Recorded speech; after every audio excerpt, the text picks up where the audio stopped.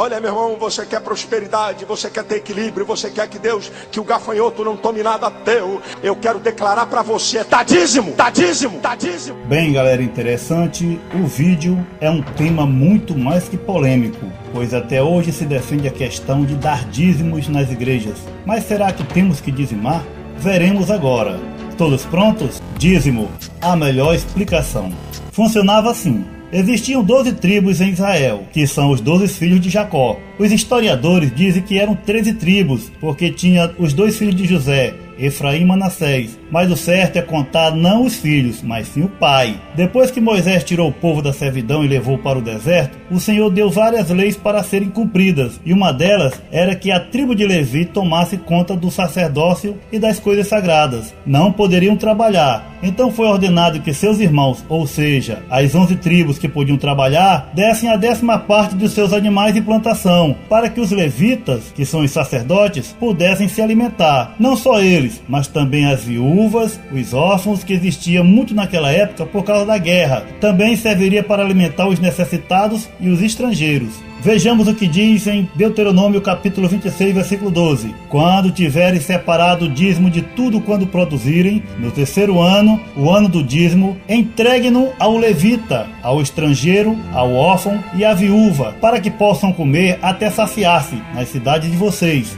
De quem se recebia os dízimos? Vamos ler mais uma parte da Bíblia. E os que dentre os filhos de Levi recebem o sacerdócio têm ordem, segundo a lei, de tomar o dízimo do povo, isto é, de seus irmãos, ainda que tenham saído dos lombos de Abraão. Está escrito em Hebreus capítulo 7, versículo 5. Veja que o texto refere-se que eles têm que receber os dízimos dos seus irmãos e não recebia de outros povos. Então, a tribo de Levi, que era a tribo do sacerdote, recebia os dízimos da mão de seus próprios irmãos, que são as 11 tribos. Vamos ler mais um pouco. Dou aos levitas todos os dízimos em Israel, como retribuição pelo trabalho que fazem ao servirem na tenda do encontro. Números, capítulo 18, versículo 21. Agora o texto fala porque eles merecem receber o dízimo, por tomarem conta das coisas de Deus. Mas como eles pagavam a dizima de seus bens, de mês em mês? Vejamos na Bíblia a palavra de Deus.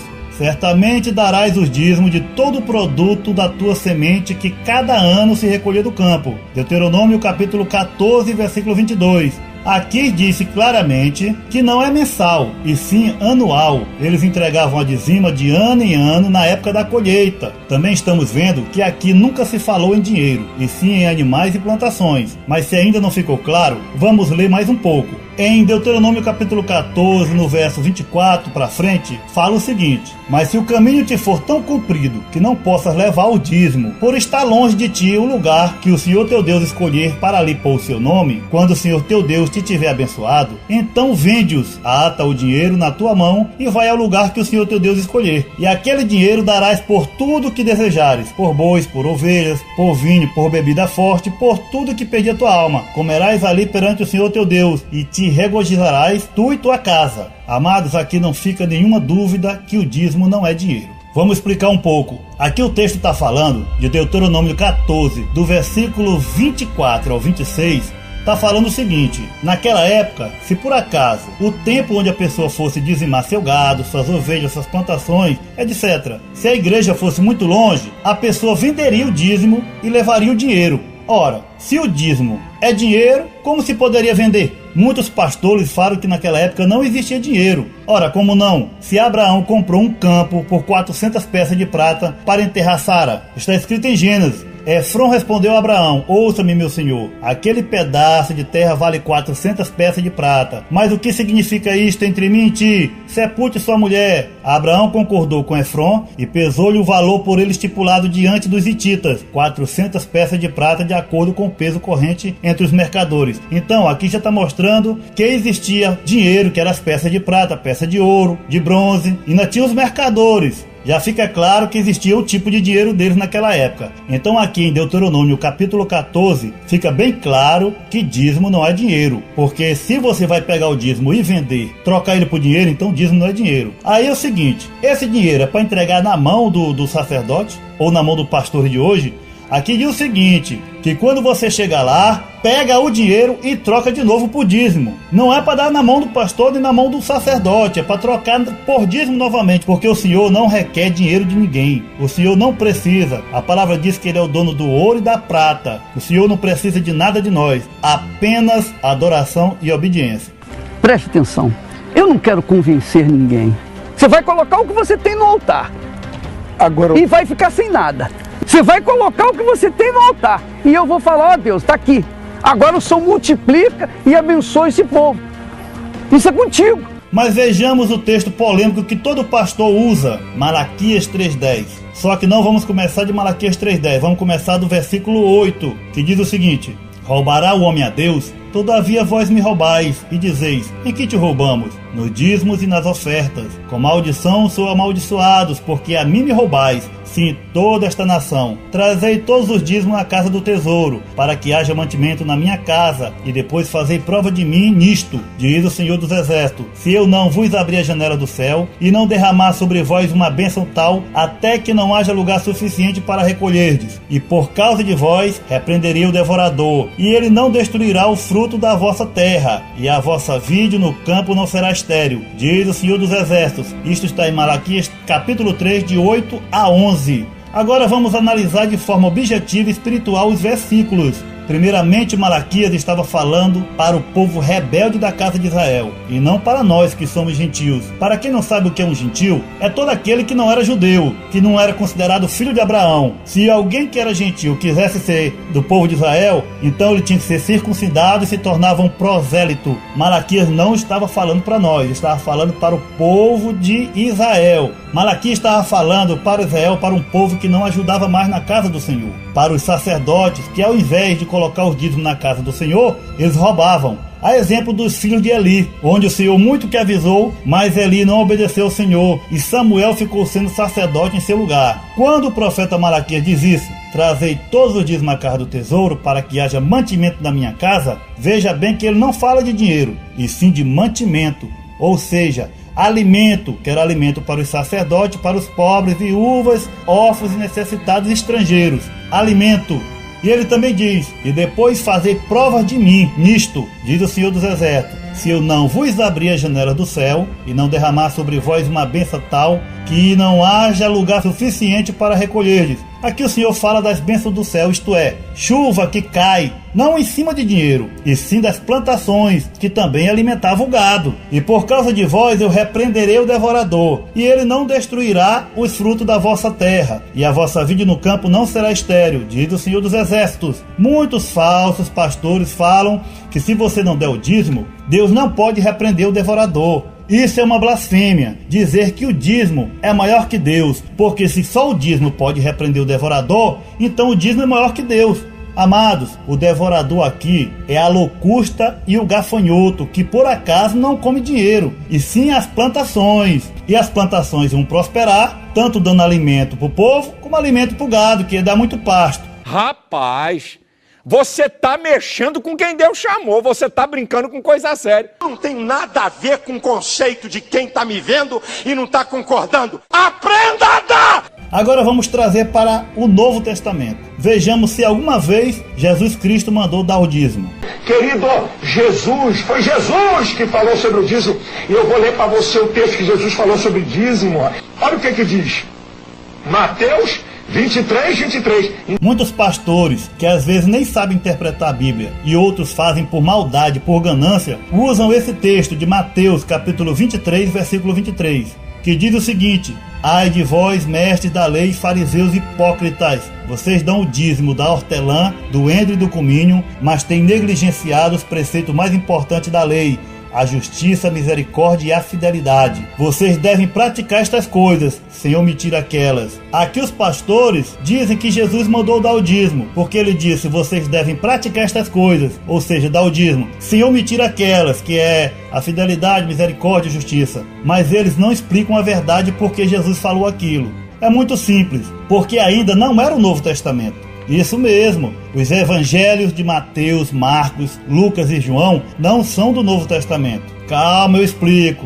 Vou ler para vocês Hebreus capítulo 9, do versículo 15 ao 17, que diz assim: Portanto, é Cristo quem consegue fazer uma nova aliança, para que os que forem chamados por Deus possam receber as bênçãos eternas, que o próprio Deus prometeu. Isto pode ser feito porque houve uma morte que livrou as pessoas dos pecados que praticaram, enquanto a primeira aliança estava em vigor. Onde há um testamento, é necessário provar que a pessoa que o fez morreu. Pois o testamento não vale nada enquanto estiver vivo quem o fez. Só depois da morte desta pessoa é que o testamento tem valor. Isso mesmo, enquanto Jesus estava vivo, ainda era o Velho Testamento. Isso mesmo, portanto Jesus não poderia ir contra as leis que Deus deu a Moisés. Então Jesus Cristo, ele mesmo disse, eu vim cumprir a lei. Por quê? Porque enquanto ele estava vivo, ainda não era o Novo Testamento. O Novo Testamento só vai ser válido depois que Cristo morre. Mas veremos o próprio Jesus falando sobre o dinheiro. Em Mateus capítulo 10, do versículo 8 ao 10, quando Jesus manda seus discípulos ir pregarem, ele diz o seguinte: curai os enfermos, ressuscitai os mortos, limpai os leprosos, expeli os demônios, de graça recebestes, de graça dai. Não vos provereis de ouro nem de prata, nem de cobre nas vossas bolsas, nem de alforje para o caminho, nem de 2 túnicas, nem de calçado, nem de bordão, pois digno é o trabalhador do seu alimento.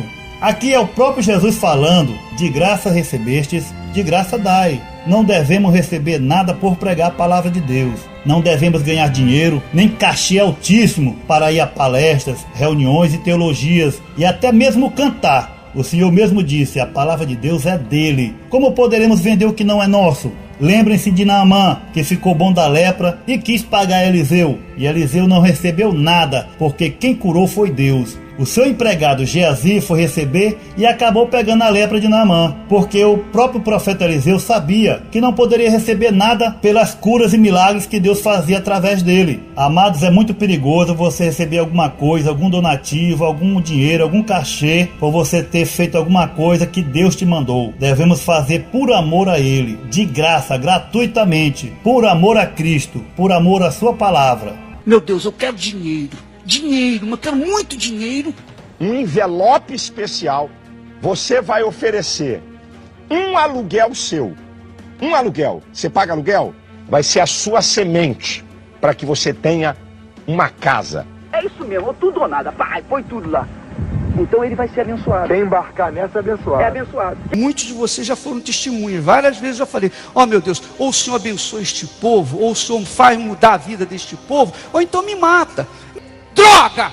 Ou se cumpre, ou então nós somos os mais desgraçados da face da terra.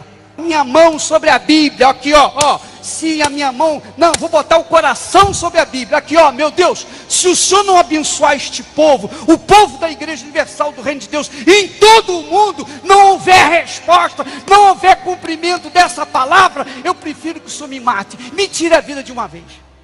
E estes cães gulosos nunca se podem fartar, e eles são pastores que nada compreendem. Todos eles se tornam para o seu caminho, cada um para a sua ganância, todos sem exceção. Isaías capítulo 56, versículo 11. Lá nós vamos subir o Monte Carmelo, e eu vou subir com o livro dos dizimistas. Separa assim um valor de um salário mínimo. Separa o valor de um salário mínimo e fala, Senhor, de preferência direto na conta da igreja, que vai estar aí no rodapé do seu vídeo. Por meio dele, todo aquele que crê é justificado de todas as coisas, das quais não podiam ser justificados pela lei de Moisés. Atos 39, versículo 39. A lei não poderia salvar ninguém, por isso ela foi abolida. Agora vivemos na graça de Cristo, no amor de Cristo. Porque, mudando-se o sacerdócio, necessariamente se faz também mudança na lei. Hebreus capítulo 7, versículo 12. Agora temos um sacerdote que não veio da tribo de Levi para receber dízimos, e sim da tribo de Judá. Jesus Cristo, que veio mostrar o amor, ele mesmo disse ao jovem rico, vai, vende tudo o que tens e dá aos pobres. Outra vez disse, é mais fácil um camelo entrar no buraco de uma agulha do que um rico ir para o céu. Ele também disse, ninguém pode servir a 2 senhores, a Deus e às riquezas. Jesus mostrou a humildade nascendo em um curral. Também ele entrou em Jerusalém em cima de um jumento, enquanto os vários pastores que são gigolôs de crente vivem da miséria das ovelhas, cobrando e constrangendo os irmãos. Muitos pedem mais do que o dízimo. Você não vai devolver só o de Deus, os 10%. Você vai dar 20% do seu, você vai ser fiel, você vai tirar 30% e falar, Senhor, representando a Santíssima Trindade, Pai, o Filho e o Espírito Santo. E eu acho justo isso, e até porque foi uma inspiração de Deus. Será que naquela época se dava mais do que o dízimo? Tudo que eu te ordeno, observarás para fazer. Nada lhe acrescentarás, nem diminuirás. Deuteronômio capítulo 12, versículo 32. Quantos querem ter um futuro de prosperidade? Só existe uma lei na Bíblia, uma receita de Deus que torna isto possível. A lei da liberalidade. Só tem essa lei. Você deve dar oferta na expectativa que você vai colher na sua vida. Eu plantei oferta na casa de Deus e vou colher bênçãos materiais na minha vida e espirituais também. Não ajunteis tesouros na terra, onde a traça e a ferrugem tudo consomem, e onde os ladrões minam e roubam. Mas ajuntai tesouros no céu, onde nem a traça nem a ferrugem consomem, e onde os ladrões não minam nem roubam. Olha o que diz em 2 Coríntios, capítulo 9, versículo 6. Cada um dê conforme determinou em seu coração, não com pesar ou por obrigação, pois Deus ama aquele que dá com alegria. Pois é, amados, nós temos que dar não por obrigação, que o dízimo é uma obrigação, nem por constrangimento, como os vários pastores dizem o seguinte: você acha que Deus merece o melhor ou o pior? Rapaz, você não sabe nem o que você está falando, cara. Você vai dizer que é o melhor. Então eles falam para você dar tudo de melhor para Deus, tudo que você tem. E você fica constrangido a dar. Mas só que o Senhor disse que não é para dar por constrangimento nem por obrigação, mas por amor. Aquilo que Deus colocou no teu coração, aquilo que você pode dar. Você deve estar de brincadeira. Isso é brincadeira. Pois o amor ao dinheiro é a raiz de todos os males. Algumas pessoas, por cobiçarem o dinheiro, desviaram-se da fé e se atormentaram a si mesmas com muitos sofrimentos. Timóteo capítulo 6, versículo 10. Mas mesmo crendo num Deus todo-poderoso, ele vivia uma vida desgraçada. Eu sou filho de Deus. Bom, se você é filho de Deus, Deus é rico. E você? Não, eu sou miserável. Se você tem essa fé viva no Deus vivo, então você tem que se revoltar.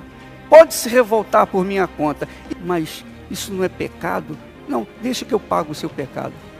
Deixa comigo, deixa por minha conta, eu pago a sua revolta. Você ficar revoltado com Deus, Deus, eu não aceito isso. Deixa que eu resolvo esse problema com Deus por você, tá bom? Agora você já deve estar pensando, será que os pastores devem receber salário? Olha o que o apóstolo Paulo disse sobre pregar o evangelho. Porque se eu anuncio o evangelho, não tenho que me gloriar, pois me é imposta esta obrigação. E ai de mim se eu não anunciar o evangelho. E por isso, se eu faço gratuitamente, eu terei um galardão. Mas se de má vontade, apenas uma dispensação me é confiada. Isto está escrito em 1 Coríntios, capítulo 9, versículo 16 e 17. Então aqui o apóstolo Paulo fala que ele tem essa obrigação de pregar o evangelho, mas gratuitamente. Porque o próprio Paulo falava o seguinte: eu nunca fui pesado a nenhum de vós, eu antes trabalhei com minhas próprias mãos para me sustentar. Porque Paulo, ele fazia tendas, ele era fabricante de tendas. Então Paulo nunca foi pesado a nenhum irmão. E ele ainda fala que ele tinha que dar exemplo. Agora, amados, pergunte ao seu pastor se você tiver: pastor, eu posso comer carne de porco? Pastor, posso trabalhar no sábado? E ele vai dizer: pode sim, isso aí já foi abolido. Aí você pergunta para ele: e o dízimo não foi abolido, que é da mesma lei? Mas alguns adventistas podem dizer que eles não comem carne de porco nem trabalham no sábado, porque ainda vivem na lei de Moisés, assim como muitos dos judeus de hoje. Mas isso é uma outra história. Mas eu vou dar aqui só um exemplo. Já pensou se todo mundo fossem da adventista de sétimo dia e ninguém trabalhasse no sábado? Quantas pessoas não morreriam? Iriam para os médicos, iriam para os enfermeiros, os policiais. Já pensou na bagunça? Não teria água nem energia, pois os operários no sábado iam parar de trabalhar, não tinham ambulância. É só pensar um pouco. Será que Deus quer isso mesmo? Não teria água nem energia, pois os operários iam parar de trabalhar no sábado. Então ia ficar tudo na escuridão. Você vê que o adventista não quer trabalhar no sábado, mas quando ele chega em casa à noite, ele quer acender a luz. Então ele vive pelo pecado dos outros, porque tem gente trabalhando no sábado, para poder aquela energia estar ligando ali. Ele quer viver pelo pecado do outro. Então, amado, será que Deus quer isso mesmo? Amado, todos os dias são de Deus e são sagrados para aqueles que o adoram. que o servem. Não precisamos mais de nenhum dia específico, pois o Senhor agora não quer mais sacrifício e nem obediência à lei, e sim um coração puro, em espírito e em verdade, um coração de amor, um coração com caridade e adoração a Deus. E por último, vamos lembrar que Cristo disse o seguinte: ele deu apenas 2 mandamentos: amarás teu Deus sobre todas as coisas e o teu próximo como a ti mesmo. Ora, se eu amo o meu próximo, eu não vou querer matar ele. Não matarás. Não vou querer a mulher dele. Não desejarás a mulher do próximo. Eu não vou fazer mal para ele, mas também não sou obrigado a dar 10% do que eu ganho para ele, porque se fosse assim, ele também tem que me amar, ele também tem que me dar 10% do dele. Então, irmão, nós não podemos comprar o amor de ninguém. Nós devemos amar verdadeiramente o próximo, o irmão. E o dízimo já foi abolido. Jesus Cristo agora está olhando um coração puro, um coração cheio de bondade, de amor, de caridade com os pobres. E isso sim é servir a Deus em verdade. Toda pessoa que for ungida com este óleo, ele vai receber o dom de adquirir riquezas. Se eu estou ensinando uma coisa para vocês, eu tenho que ter na minha vida o exemplo do que eu estou ensinando. Meu dinheirinho. Tem que dar. Você tem que dar. Eu vejo um anjo aqui com a espada de fogo na mão. E ele vai cortar uma meia dúzia de cabeça aqui, para quem não der oferta. O cristão não é reconhecido ou conhecido por aquilo que recebe. O cristão é conhecido por aquilo que ele doa. Essa é a minha fé. Essa é a minha crença. Agora eu vou te dar um último exemplo. Se você trabalha em uma empresa, você trabalha lá não por amor ao dono da empresa, mas pelo teu salário. No dia que o dono da empresa te colocar para fora e pagar os direitos, ele não te deve nada. Mas se você trabalhar na empresa gratuitamente por amor ao patrão, ele nunca vai te colocar para fora. Aliás, vai ficar te devendo um favor. A mesma coisa acontece com Cristo. Aqueles que recebem salários milionários vão chegar lá em cima e dizer: mas Senhor, eu não curei no teu nome, eu não pregava teu nome. O Senhor vai dizer: afastai-vos de mim, vós que praticais a iniquidade, não vos conheço. E aqueles que pregam gratuitamente, aqueles que não cobram nada, o Senhor diz para eles: agora vocês vão receber o salário de vocês, que é a vida eterna, porque o salário do pecado é a morte, e o salário do obreiro não é dinheiro, é a vida eterna. Existem igrejas que não recebem dízimo. A exemplo da Congregação Cristã no Brasil, que nem os anciões, nem diáconos, nem os cooperadores recebem nada. Eles trabalham gratuitamente. Também os músicos trabalham gratuitamente, tocam gratuitamente. Eles vão até de cidade em cidade. Os encarregados viajam para ensinar, colocam dinheiro do próprio bolso, colocam gasolina, pagam a viagem, pagam as passagens, vão para lá, mas é por amor a Cristo, por amor à obra. Os cooperadores também pregam a palavra de Deus, fazem visitas, os anciões fazem batismo, tudo isso aí por amor à obra de Deus, não por salário, porque todos eles trabalham para viver, e é assim que deve ser, amados. E eu prefiro a morte do que aceitar viver uma vida crendo num Deus grande e viver uma vida como se estivesse crendo no diabo. Então espero que todos tenham entendido. Eu vou ficando por aqui. Volto no próximo vídeo. Valeu! Valeu!